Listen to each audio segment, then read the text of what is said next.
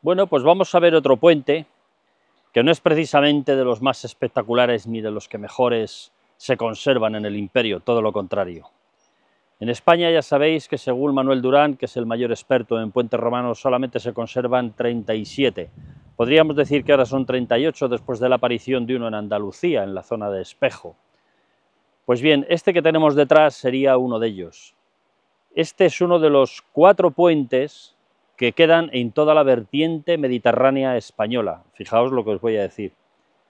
2 de ellos son pequeños, están en Cerezo de Río Tirón, muy arriba, casi ya en la cuenca del Duero, que es un pueblo de la provincia de Burgos, y están muy maltratados, por cierto.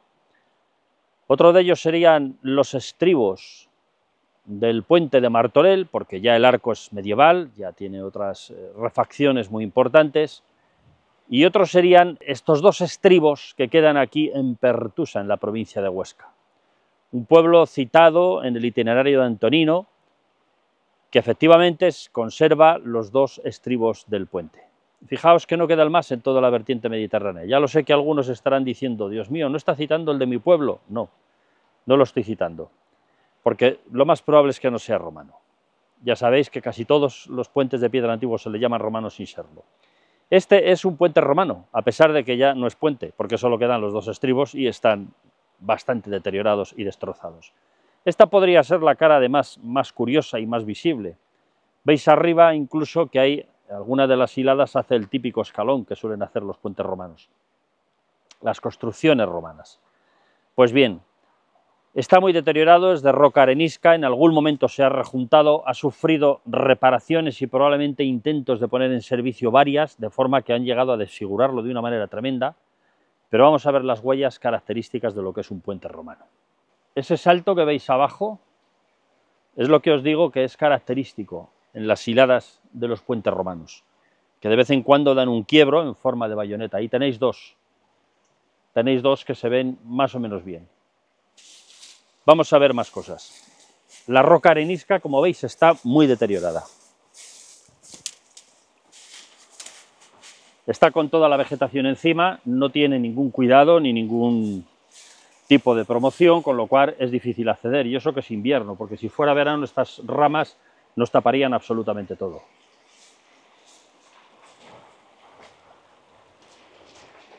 Si supieran realmente el valor que tienen estos 2 estribos, a pesar del deterioro brutal que presentan, seguramente lo tenían el mejor apaño y el mejor promoción. Es muy interesante que veáis esto de atrás. Fijaos ahí cómo están escalonadas todas las hiladas y cómo el núcleo, que es un núcleo de sillares prácticamente de hormigón, porque tiene muchos tramos de hormigón que sobresale, ha sido descubierto completamente. Se han saqueado todo el forro de sillares, de los que solo quedan abajo, como veis, la primera hilada, casi ya pegada a la roca, que está perfectamente tallada para asentar esa primera hilada, y lo demás ha sido saqueado. Aquí han dejado unos pocos, pero ya podéis ver, en estos pocos que han dejado, las colas de Milano que unían los sillares entre sí. Veis una, veis otra, veis ahí como ese agujero está indicando que había otra ahí metida, y más arriba hay muchas más.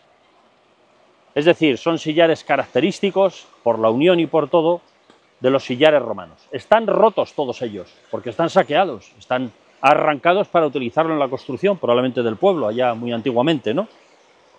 Y aquí veis cómo una vez que se saqueó el forro y se dejó al descubierto el núcleo de hormigón del estribo, lo han repicado incluso, todo él. Aquí veis cómo esta primera hilada de sillares continuaba por aquí, aquí han sido rotos para sacarlos, se ve el entalle en la roca perfectamente donde estaban encastrados y luego continuaba por allí. Lo mismo que veis en este forro que han dejado aquí de sillares, que no los arrancaron todos, dejaron estos primeros, porque ya se partían, no podían sacarlos enteros, no les servirían, de nuevo, la cola de Milano, las uniones de los sillares. Y aquí otra, que se ve perfectamente, aunque está en sombra la veis bien. Aquí también había otra metida, como podéis ver. Había otra en esta zona, de la que solo queda esta apertura. Pues bien, esto es lo que queda, este estribo completamente machacado, deteriorado. Al otro lado queda todavía menos, pero está allí, en la otra orilla, el otro estribo, está allá, de un puente que era un coloso, un verdadero coloso. Esto tiene 5,70 de anchura de tablero, medido aquí abajo, en la zona recta, entre los entalles de la roca, que es el que marca el ancho de tablero, es decir, una carretera, como eran las romanas, y 28,5 metros de luz. Y os digo que era un coloso porque eso equivale exactamente, es el ojo mayor del puente de Alcántara. Pero fijaos que han intentado repicarlo. Seguramente pusieron en algún momento un apoyo en el centro del río, con la intención de saltarlo con 2 ojos. Duraría un verano, porque este río va muy encañonado y tiene un tiro brutal, una hidrodinámica que no aguanta nada apoyado en el centro. Por eso los romanos, los ingenieros, hicieron un solo ojo, para que nunca tuviese ese problema. En algún momento cayó y ya nunca nadie fue capaz de rehacerlo. Hoy Pertusa tiene otros puentes por allá arriba, tienen incluso la ruina de otro más antiguo, probablemente de muy pocos siglos, 2 o 3 siglos, y uno que se usa modernamente. Pero este es el único que conserva la huella de los puentes romanos. Y ya veis lo que queda, está completamente destrozado, como habéis visto, y completamente saqueado. Tenéis las hiladas abajo, las que han dejado, las que no han saqueado, la zona que os digo allí abajo, donde entallaron la roca para sentar el primer sillar. Y estos forros, que no dejan de ser verdaderamente espectaculares y dignos de ver, que os los voy a enseñar todo lo que pueda. Ahí los veis, forros que han ido dejando las huellas de las colas de Milano y otras marcas características de lo que son los sillares romanos. Ahí lo veis en el suelo, la roca madre tallada, la primera fila, todo el muro completamente saqueado hasta arriba, de una buena altura. Daos cuenta que si el ojo del puente tenía 28,5 metros, la altura desde este punto sería del orden de 14 metros, tenía una altura impresionante, hoy se ha perdido casi todo el puente. Y si continuamos hacia acá, pues vamos viendo las otras huellas, las otras grapas de Milano que veis ahí y aquí, en esta zona. Y ese otro, ahí tenéis. Si levantásemos ese trozo de sillar que hay ahí, aparecería el otro trozo de cola de Milano ahí dentro, más todas las que haya en el interior de estos sillares. Sillares que tiene todo el aspecto de haber sido rejuntado en algún momento en el que este puente, por cualquier motivo, se quiso rehabilitar. Porque está todo el paramento del núcleo, no ya del forro de sillares, ya se conoce que estaban saqueados, todo el paramento del núcleo repicado y además rejuntado. En algunas zonas, en otras zonas es sencillamente el hormigón que sobresalía del núcleo, que lo han dejado a la vista. Y aquí veis, por ejemplo, esa cruz, donde la han querido pues cristianizar el resto del puente que quedaba aquí, en algún momento de la historia. Aunque la carretera romana entre Lérida y Huesca era prácticamente una recta, tiene un trazado magnífico, hay una pequeña excepción que es el paso del río Alcanadre. El profundo cañón del río Alcanadre, justamente en este paso de Pertusa, era una dificultad tremenda para aquella carretera. Eso es lo que da sentido precisamente a la presencia de este puente. Un puente de un solo ojo, de unas dimensiones tremendas, que tenía que salvar un río con una hidrodinámica terrible que todavía hoy se puede observar en los escarpes que forman la roca y en el propio lecho, la cantidad de piedra y de qué tamaño arrastra. Precisamente el propio nombre de Pertusa significa lo mismo que el Pertus y lo mismo que puerto, un paso, una dificultad que la carretera tiene que salvar. De ahí el nombre de esta localidad. Y podemos llevarnos una sorpresa porque cuando vemos los dos estribos en ambas orillas del puente y vemos el trazado de la carretera relativamente bien identificado en esta zona del paso de Pertusa, nos damos cuenta que la carretera tiene que saltar el río a una altura relativamente grande, pero para eso tiene un ojo de 28,5 metros de luz, porque la altura también era tremenda. Y una vez que veis esta vista aérea,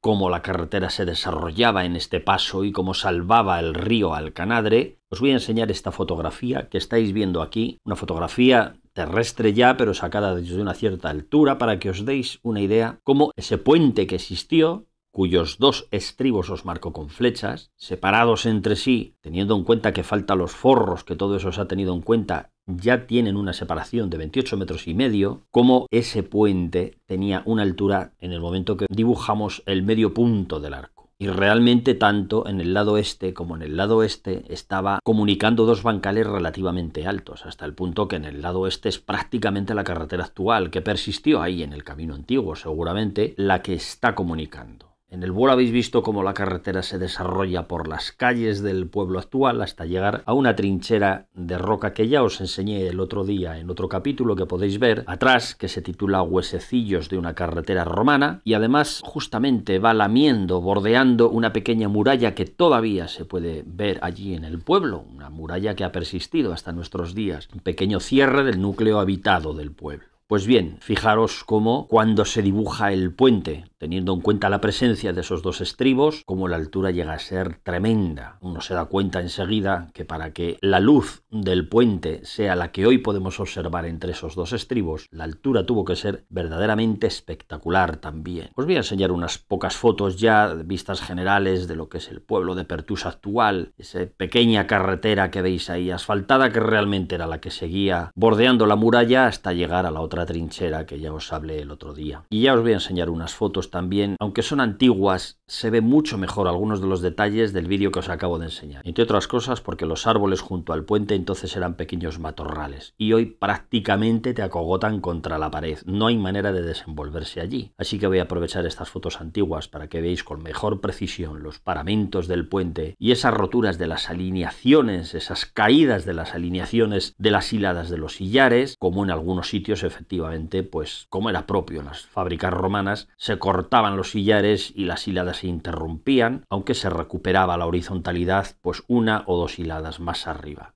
Estamos viendo realmente en esta foto el forro de sillares, que después ha sido rejuntado con motivo de algunas reparaciones. Están muy desgastados, como ya os he dicho, tienen unas huellas de erosión verdaderamente tremendas. Os he puesto el jalón para que podáis ver también un poco los tamaños de estos sillares, de lo que estamos hablando. Aquí tenéis unas fotos más de cerca, sin sombras, sin problemas, que ahora son prácticamente imposibles de conseguir, porque es que el árbol está allí mismo. Esto, si no se limpia y no se asea un poco o se facilita el acceso, pues llegará un día que, como he dicho en otras ocasiones, ya no será un puente con árboles alrededor, sino que serán árboles con un puente debajo.